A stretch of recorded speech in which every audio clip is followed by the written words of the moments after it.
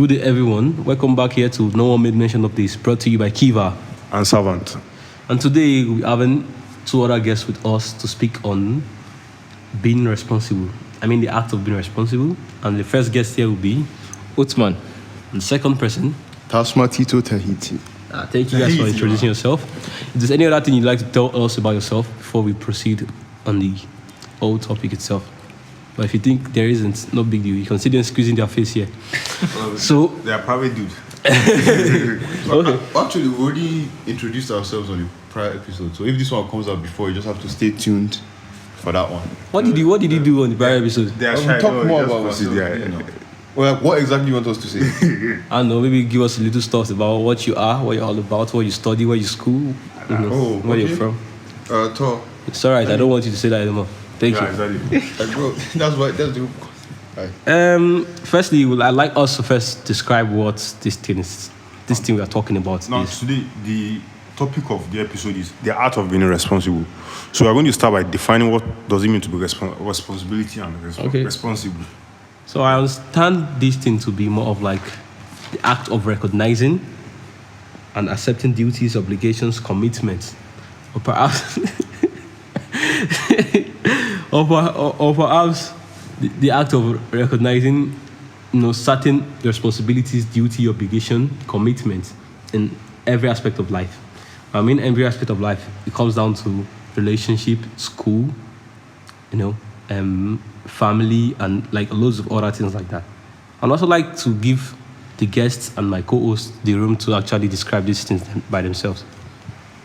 Now, the way I would define responsibility would be like the accounting for your decisions, your actions, and embracing the consequences that comes with what they think you need to do to be responsible. So still on that should be where we list those features. So I'd like to ask Savant first. There's something very important, something dear to him that you need to first do in order to be responsible. I think the first thing will be to be responsible will be having personal principles and values.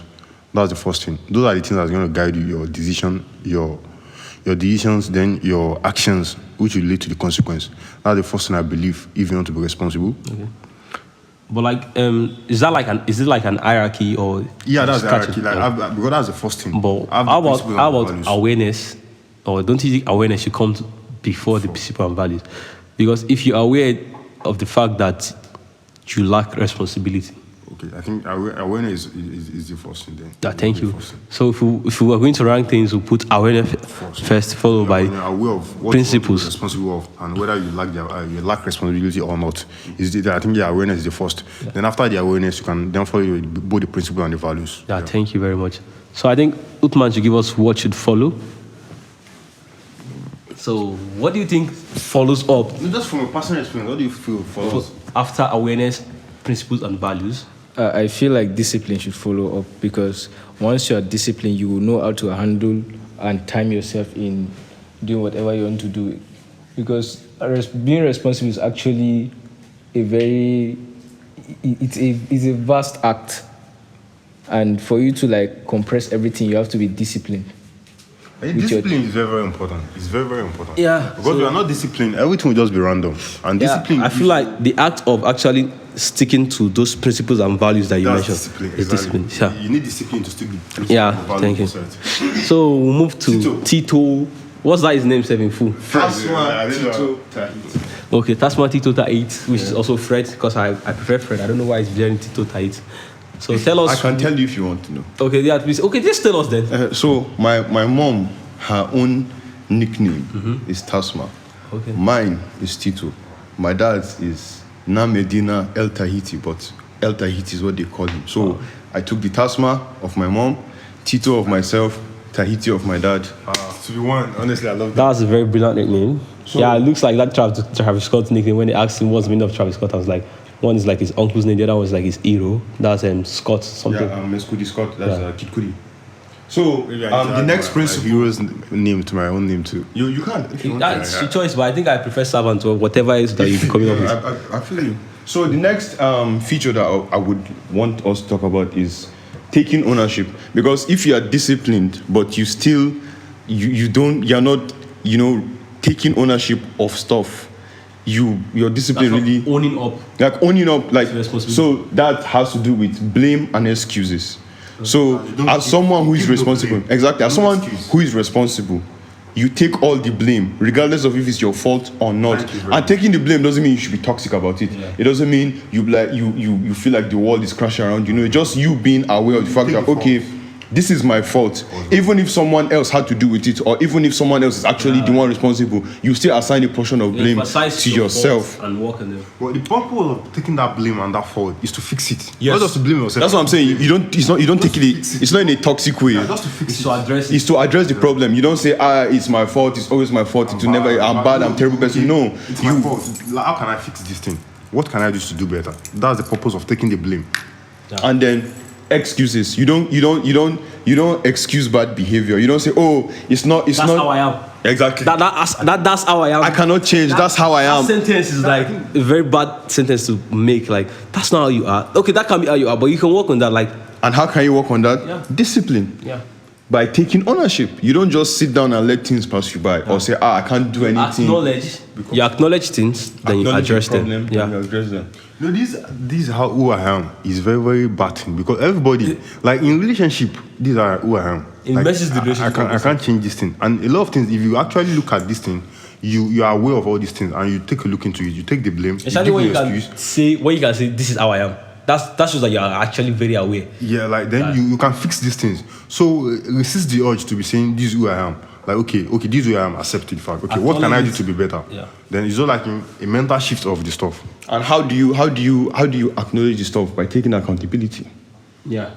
You don't just, okay, you know the problem, now what? Yes, like, so you've taken the accountability by acknowledging it. So, like, what next? Like, what's the next thing to do? So, this whole thing sums up to, by achieving this whole thing, it sums up to one other thing that I would like to also lay as a point, which is honesty. Because if you're not honest with yourself, you're not going anywhere. Like, this is kind of slightly under awareness, because when you're aware and you're not honest with yourself, like, you can't lie to anyone. If you are really honest with yourself, you know where you are and where you ought to go. And I used to tell my brother this thing, I'll be like, okay, wherever you are right now, it's much more important to wherever you would be, you'd like to be, or wherever you've been before. So, like, flow with what you have on ground. So that's like, when you're aware of and you're conscious of your environment and your position and your location and, like, your situation, you know what's next to do. So now that you've done all that, you've taken ownership, you are disciplined, you are taking accountability. What do you do from there? That's when. Actually, after accountability opens room for change. Yeah. Like, once you're accountable for, okay, this is it, this is where I'm lacking, this is where I'm slacking, okay, I want to change this, I want to add this, I want to remove this. Yeah. And how you deal with the changes through learning and growth. Learning and growth, yes. So what the change comes immediately after accountability. I think as you said, accountability opens the room for the change and the growth. So then, when you're accountable, you start being accountable. You look at what's wrong, what's right, what can you do. Then you start learning. Okay, how can I fix all these things? And it's when you learn that you grow. It's from there growth starts. Yes. Then, as I said earlier, honesty. You need to be honest with yourself, because the worst person to lie to is yourself. So make sure you are honest with what are the things you need to learn, and be disciplined, as we said earlier. Be disciplined to follow those things. Keep them into practice. You might know a lot of things to learn, but you lack the discipline to follow it up. There will be no growth. And I'm telling you, like, on the verge of trying to, like, practice things, it takes a while. It takes getting used to, and it takes loads of failures, while trying to get it done. But you shouldn't back off. You shouldn't back down. You should just keep on trying, improvising, fooling your mind, because fooling your mind actually really works. I won't lie to you. It's like putting something out there to achieve, and then finding means to push you to want to achieve those things, like things to push your material stuff. It's like, okay, if I pass my exam, okay, let me not go deep into examples right now, because there'll be room for that later. But if I may ask, why do you feel, what's the importance of being responsible in life? The importance? Yeah, or what do you feel? Maybe from your own personal experience or something, or like, what do you feel is the importance of being responsible? What if I choose not to be responsible? Yeah, I think the act of lacking responsibility, I think it hurts not just you, and hurts your environment and people around you. Because, like, let's say, looking at things from a grand view, like a broader scale, not just like limited to just you only. Okay. you would lack the ability to work as a team, which is like something you need daily, because in this life you work with people, you work with family, you work with your wife, So if you know how to own up to responsibilities and tolerate people at the same time, you kind of like play your own role in your own little space. Without And it goes a long way in maintaining the structure of society, because for example, let's say you are a dad now, and then you lack responsibility. You have 5 children. If you are a responsible father, that will not be a problem, because you'll be able to provide for them, you'll be able to inculcate morals and values into them. But then you are a man, you have 5 children, you can't afford for them, you are not around, you don't have any values that you can inculcate into them. It's not going to be a menace to your whole society. Exactly. I also feel like another major importance of being responsible is that it reduces regret. Yes. Like the most painful part in life is you saying, "Had I known, if I had known." But like, if you are responsible enough, it's not like everything will go smoothly for you in life. It might get rocky, it might but like you will learn it from your experiences. That regret. There will be less regret once you are responsible. That's true. That's my own point. Yeah, okay, do you feel the young government are responsible? That's a completely different. like I feel like that's like a whole branding topic. Like, Just answer but like to sum it up, Individual the responsibility. Okay, let's get to it now. You see, if I'm being asked now, for instance, there's this attitude of people say that, okay, when I get to social position, I will take certain responsibility. Then my uncle spoke to me one day. It was like, let's say people used to say, well, when I'm able to start making my millions, I'll start giving sadaqah to society. You get? Okay, I'll start giving people money. But there is no stage, because my uncle would tell me repeatedly, he said, like, you don't have to reach a stage before you start giving, because you never know when you attain that stage. Because it's not like there will be any drastic change in you when the changes, or when you reach that stage. So it's like, from the little position where you are, like, own up to those responsibility. As you go further, you own up to more responsibility, and the more you go. Because there was this statement concerning this and Sadio Mane and how he's like funding his community. That's him taking responsibility for his community. Do you understand? So you don't have to make billions before you start owning up to responsibility of helping people that are poor. Do you understand? Like, from the little one you can do, out of your 100 naira, give people 30 naira. Like, you cool, man. Like, simple as that. Okay, do you feel responsibility is limited to one particular area of life, or it encompasses all areas of life? I think it encompasses all areas of life. Or what do you guys think? Yeah, I feel it encompasses all areas of life. So, like, when you mean areas, like, what do you guys think? Like, I think we should specify a little bit. Okay, so it's actually, let's start from the basic. That's family. Like, being responsible for your family.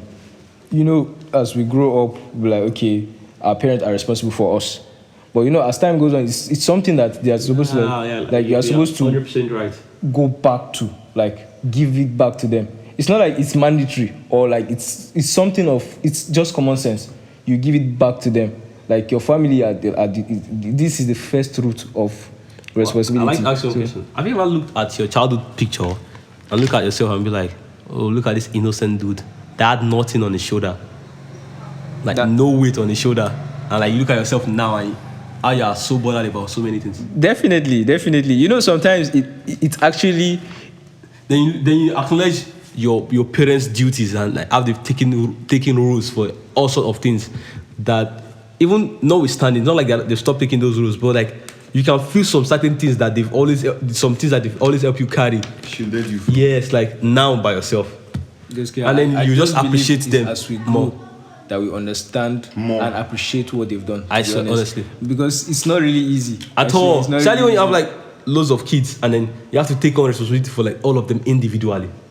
Because I used to say, if I can go back in time, I would go back again and again and again and enjoy that moment where I have nothing to think of. Honestly, just me the only thing I was bothered about was, oh, mommy, I want to eat. Even falling down was not really, but it's not something I was even bothered about, because I would fall down. It's my mom that would be scared of me falling down. Like, oh, don't get injured, boy. What I'm trying to say, you guys want to go back to the stage of not being responsible like that. Not really. We'll get past it, but like that stage, you are not responsible for anything, and you're also not irresponsible. Yeah, it's just like a neutral ground. Yeah, there's no reason to be responsible. Yeah. So like, you're free to do whatever you like. That's how it is.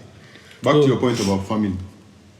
You were talking about. So I think the question you asked is like, what are like the areas of life that you feel I think he mentioned family. Then I said already. family. So family can like family is somewhat broad, like because family as per your parents, family as per your siblings, family as per you yourself when you become a father, you know, and or a mother decide to have. I think we should go. I think The uncles, we should aunties. family. You should be like being responsible for your own personal life. Yes. Because as he said, family is like the roots of all Yeah, that. it's root because That's why you're exposed. Why I mean root is that actually some people their own responsibilities start kicks in earlier than other people. Yeah, especially when you lose your parent early, like very early in Family life. responsible for your siblings and the rest. Yeah, so it's like you start taking some kind of roles, fatherly roles. Or if you are like the first born, you know, the responsibility of a firstborn is different from the responsibility of a lastborn. Yeah. Because the lastborn has really nothing to work on because the foundation has already been there by the first, second, and is third. usually like a leader Yeah, as it should because be. whether consciously or unconsciously, your siblings are following in your footsteps. So it's like I think my dad usually he always says that you guys, this is the foundation you set that your other siblings will follow. Yeah, no. Like if you set your own foundation, there's no way their own will be right. So anybody listening to this, you are the firstborn. Make sure you lay a good foundation for your other siblings. Yeah, No, very I important. don't think you necessarily have to be the firstborn, but the moment you have someone, If you are you have people behind you. It's necessary because it's the footprint that your other guys will be following. Yeah. Because let me say, for instance, my uncle is the last born Okay. from his mother. That's my grandma. But like he leads by example. That's we that are his nephews. Exactly. So it's really, So like we follow. I don't know. Unconsciously, I do things that he would do in certain Definitely, situations. yeah. Then I'll just like be so glad that I learned that from him because he really got me out of that trouble. So I think the whole point is to be responsible, so you can lead by examples and other can. Yeah, can that's like follow the you. benefit of being responsible. One of the benefits of being Other people that you can follow- you end up follow you. leading my example. Yeah. So I think let's go straight to the next. Okay, still on those things. You mentioned family Let me ask already. one question. Areas where you can take responsibility for. So it's like Actually, responsibility, it encompasses all the areas. Just to mention a few, you said the family, I said personal life. If you look at every other thing, I would say, I'd say your religion. yes. You have to be responsible for We can't mention this. your relationship with God, God. especially when you believe in God. You have to be responsible for your relationship with God. I think Tito should come and give us something too that I think we should be responsible in. Okay. As a student, you also have various responsibilities that you're supposed to, uphold. I think responsibility of being a good friend. I know people usually underrate that stuff, but I think it's important. Friendship is actually very underrated. Yeah. To be like, no be me born you. We are just friends. I'm not really responsible for whatever you do. But actually, it's a lie. Because there's this saying that show me your friend and I'll tell you who you are. fact, like- Some people say that they don't go by it. Actually, in some cases, you can't use it to judge. But in most cases, you can. For real, because it's how you behave with your friend and how your friends take you that people used to judge you to. If I'm this kind of person that like maybe I have you as a friend now and I'm always idiot, come here, I slap your head.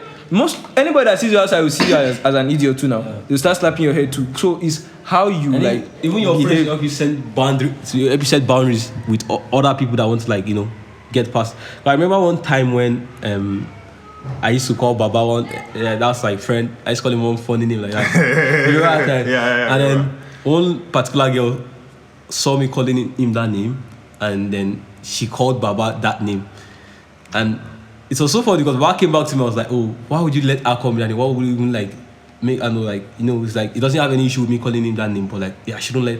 And I went straight to the girl. I was like, oh, this guy's my friend. The reason why I can call him that name is because we are friends. You can't. This is his name. His name is So Mohammed. that's the art of being a good friend. Yeah, That's actually being aware. That's the awareness. That's where the awareness comes in. It's just like how, like we're friends now, but as per friends, we can tell each other anything and do anything. But like in as far as we leave that circle and we step out, the respect has to come in. Yeah. For other people to respect you too. Yeah. So that's where If you're constantly degrading your friend, who will respect him? Yeah. Like there's a way you And it even there's a comes way down you to hold siblings too. Like it comes down to siblings too. Like siblings, family. Yeah, like- for anyone you relate with, there's a Just way like you how- give them a particular type of respect Just that because- other people by default People like me now, respect I'm them. very, very free with my parents. Like I can tell them whatever I want to tell them in a respectful way, not like, but like I tell them things. We relate. Whenever I want to watch match, because I watch wrestling with my dad. That's how we bond. So whenever there's like a wrestling match, he calls me, come on. So we watch it together. You understand? But like after we leave home, is sir. Like, he's my dad. I have to give him that respect, regardless of whatever we used to do at home, how we used to bond, and how free we are. You understand? So the awareness and I don't know, the respect has to be there. I would like to round this thing off by saying, like, you just have to be a responsible person. If you are responsible, you'll be responsible in your family settings, friendship settings, in your personal life, in your religion. So you have to learn, like, to be. It's not like you want to be responsible in this particular field. Just be a responsible individual. And it applies to all areas of life. It's like you dropping a pebble in a pond. It has a ripple effect that goes wider than the initial point that it started. So because if you look at the point of discipline, discipline can apply to all areas of your life. You don't even have to discipline individual. When you're a disciplined individual, you don't care about the funny thing about this discipline thing itself is, like, when I was in secondary school, I don't know, it's like their aim regarding discipline is like control. They were able to control us because we were so disciplined. Like, but that's not discipline we're talking about. Yeah. The discipline we're talking about is self-discipline, because nobody's going to beat you now. You feel like, as a university student, for example, now it's up to you to come to class or not. It's up to you to come for lectures. It's up to you to write tests and exams. So your dad pays for your school fees, yes, but he's not going to flog you and say we now are not at home. We're miles, thousands of miles from home, but we still wake up every day. Class is by 8. We make the effort to wake up before time, get dressed, go there on time, attend the lectures, come back home, make the effort to read and all that, because that's like our responsibility as students. And the moment you understand that, you're not even doing your dad a favor by doing all those things. Because your papa will buy, like your dad will leave you. So the point is to be a responsible individual. And as you said, do you know what? As a student now, if you are responsible, you won't find it that hard when your responsibility shift to either you being a father or your profession, wherever. We didn't even talk about responsible in your workspace, all those things. So the point is not to I feel like the what's it called? Discipline or responsibility in your workplace and in school. They're the same thing. So I don't know. I just feel like they're the same thing, because how you relate with your fellow colleagues in school is how you are going to relate with your workers too. And how you handle your work is how you handle your school. It's just personal life. You handle every other thing. So you should focus more on the act of, I want to be a responsible individual. It will not give you, like, I don't know how to call it, like, effect in all. Thank you very much. Spread across all areas of life. You see, I want to have a question. Which aspect of being responsible do you think is the hardest? Is it when it comes to family, students, relationship, or spiritual discipline? I think it's personal life. It's personal, like you in general, because like if you pick religion, for instance, now people that got to be religiously trained properly won't have any issue being religious. People that got parental care improper who have any issue being responsible, or being a father. So it's like depending on where you're lacking. So it's where you're lacking that you'll be having difficulty balancing. That can be true. My question also falls on, where do you think society is having problem, or like society is affecting? I don't know if you understand, like these society factors now.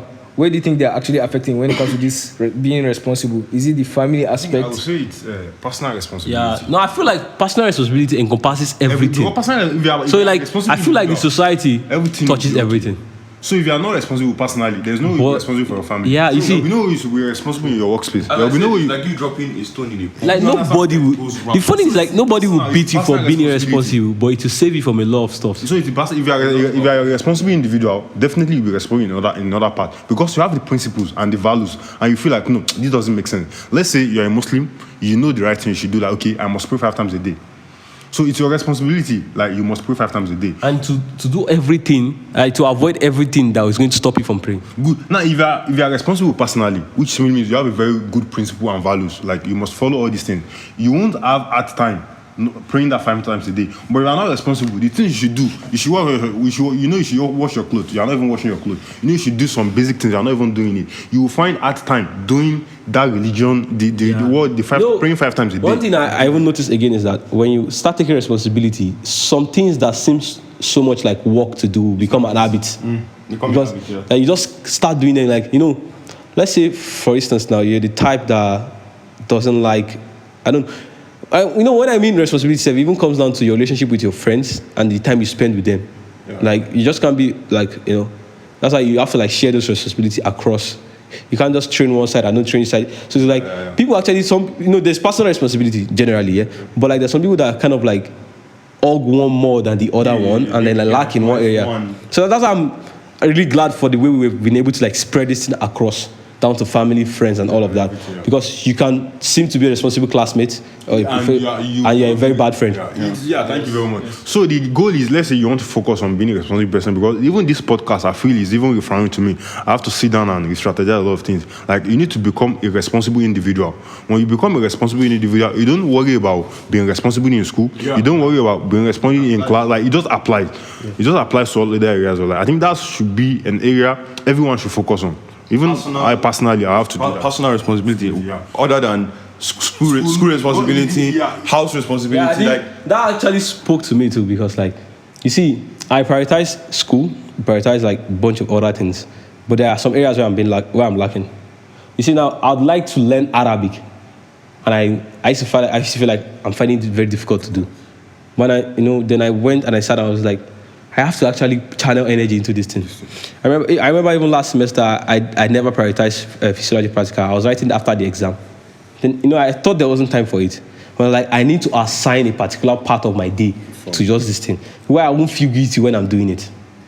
Do you get, like, it's like taking responsibility. Discipline, being disciplined to do all those things. Yeah, and it takes awareness too, because like, I'm aware that I can actually create. Never thought about this. I can actually give it time. Like, I'm never too busy for stuff. Like, I just have to give it its own time, that whenever I'm doing it, I won't feel guilty.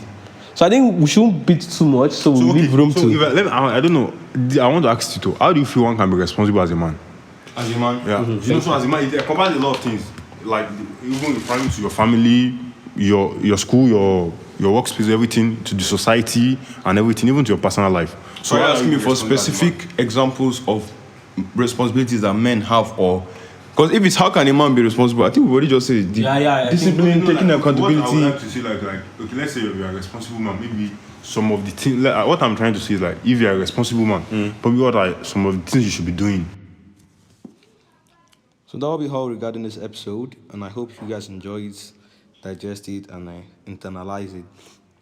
So something about this episode is that we had to like cut it into 2 pieces, and then we'll be releasing the second one immediately after this one. This is just for it not to overwhelm you guys while you're listening or while you're trying to listen. So you get to like listen to them like on different occasions or together at once, depending on how you like it. But rather than just like, launching or releasing an episode of about 45 minutes, you have to like cut it down to like 25 minutes or something like that. And I really hope you guys enjoy it, because we really took our time editing and doing all sorts of things like that. So we had to just really have to cut it. Thank you very much to you guys for listening, and I really appreciate your attentiveness throughout the whole course of the episode. Thank you very much. Stay tuned for the next episode.